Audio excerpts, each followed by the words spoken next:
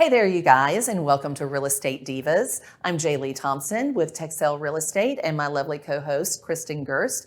Today, we are going to be talking about the 1% rule in real estate investing for rental properties. You hear about this term all the time, but you don't always know what it means. So right after this, we will talk about that 1% rule.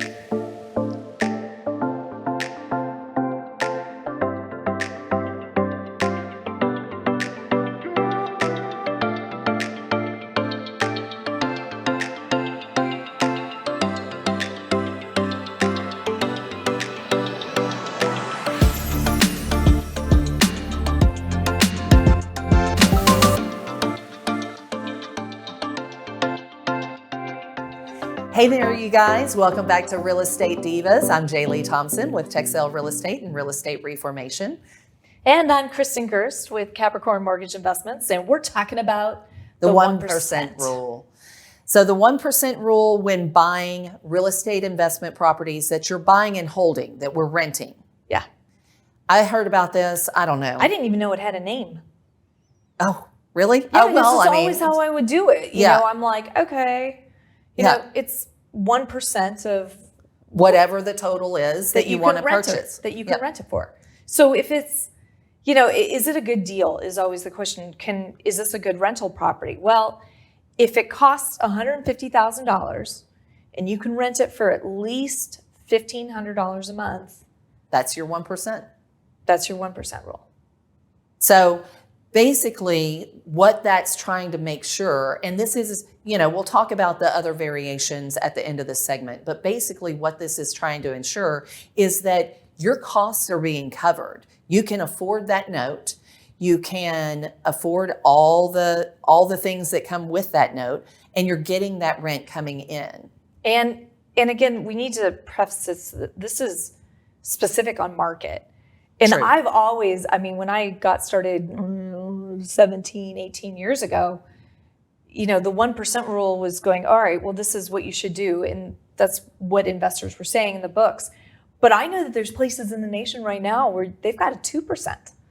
Oh, yeah. Well, because the prices went up so high. You know, I mean, whenever you've got that imbalance in the marketplace and your price to purchase is so high, and you've got to make sure that you get somewhere close, that you're able to cover those costs. And I think that's whenever people think of real estate being risky, you know, and they're like, oh, I don't know, real estate's too risky. I can't do that. You know, I know somebody who knows somebody that lost their butt in real estate, and they were a landlord and were upside down.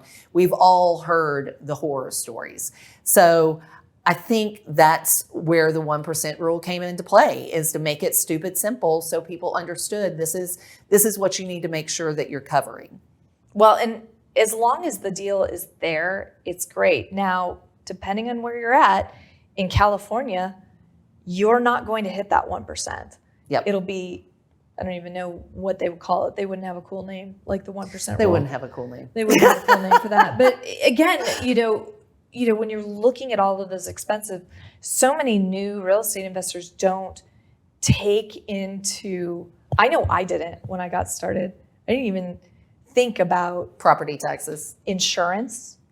Insurance, that's a good one. And, you know, that's gone high. Vacancy rate.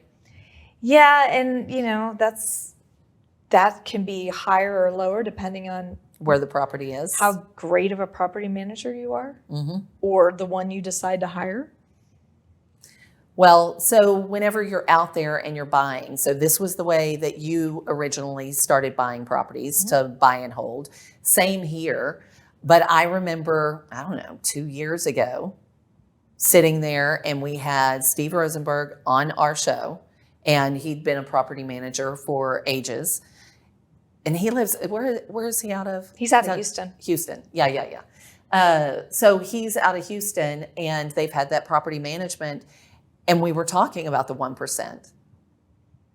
But he flat out told me I was wrong. But that's because he was a seasoned. And seasoned, you have more leeway because we end up having more exit strategies. You've got more experience. You also have more experience, yes, and you can see a property and You've gone through scenario A, B, C. So it's not like you're just looking at renting it and going, oh my gosh, I can't get the rent that I need for this. I don't think that's an issue now anywhere. I mean, your only thing with buying a rental property is making sure that you don't overpay for it. And I think there's going to be a lot of investors who actually lose, at least temporarily for 3 to 5 years, because they went in and they're like, oh, well, I can pay that much for it because in a year it's going to go up 20% in value or 40% in value, whatever. Yeah, it I'll is. be able to charge more rent, but we're at rent highs right now. Yeah, well, and that's the question. Will rents continue to climb? Well, that is what they're saying, is as it starts to offset. As it starts to offset. So I still think the 1% rule is just a great, easy way to figure it out. And it will cover your costs. And again, there are different areas around this nation.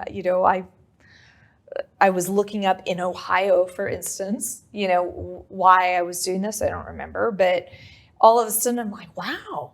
I'm like, I can buy this cute little house that looks like it needs no work for $50,000 and then turn around and rent it for $800 or $900. Okay, well, that's a lot better than the 1%. Than the 1% rule. Absolutely. I mean, that's actually cash flowing. That's cash flowing well. I mean, the 1% rule will cash flow you too. Yeah, it cash flows you as well, but that's you want that minimum. Right. I mean, the majority of stuff that I was buying in Dallas between 2005 and 2008, I would love this stuff to come back. They were new build, like 1 or 2 years old, brick all the way around, 3-bedroom, 2-bath, little adorable homes. And I was picking them up at $30,000. Yeah, that's not happening. It's not happening anymore. Those are gone. Putting like $20,000 into them, 2025, because I did have to rewire and replumb because they were vandalized and theft. All the copper was stolen. And, then I was renting them at $1,000 to $1,200 a month. Nice. On Section 8. It was a beautiful thing. Arrangement. We don't have that anymore here. Yeah. So you got to go elsewhere to other markets to go find that. But I have to imagine it does exist somewhere. Well, I was just telling one of my agents, because they were about to buy their first rental property. Well, is this a good deal? Can you look at it? Will you make sure it's a good deal? I'm really nervous about this. And everybody, just so you know, everybody gets nervous about that deal. Heck, I still get nervous about deals. Sometimes things you're like, am I right? I feel like I'm right. Numbers look good. Am I missing something? So you can still be seasoned and have doubts. But anyway, I'm looking over this with him. And I'm like, no, it looks good. You're covering your costs. I was like, the purpose of a rental property is not to get rich off of your $200 a month you're collecting. That may not make a big difference to you and your family. It may make a huge difference, but probably $100 to $200 a month, it's not going to make that big of a difference. But what will make a difference is how that gets paid down over time, how that asset will continue to appreciate, and then those rents continue to go up. Like, it's the long game, and that's what so many new investors don't understand, that if it's not cash flowing $500 a month, well, then what's the point? There's a point. Right. I do like the ones that cash flow $500. Well, yeah, nobody wants to turn down, nobody's turning down that. Nobody. But, there's still great deals out there to be had. And even if it's only cash flowing a very little in the beginning, because that's not your end goal. Your end goal isn't to have that cash cow right this second when you're buying rentals. Your goal is to have a valuable asset that will continue to appreciate. When you look at vacancy rate, how do you figure that? I mean, what percentage do you give? It varies, I know that in certain neighborhoods that my vacancy, I don't do percentage. You and I have talked about this before. I don't really do percentage on lower priced properties, which, 3-bedroom, 2-bath, something like that. I'm looking at a month and a half tops when that lease is up.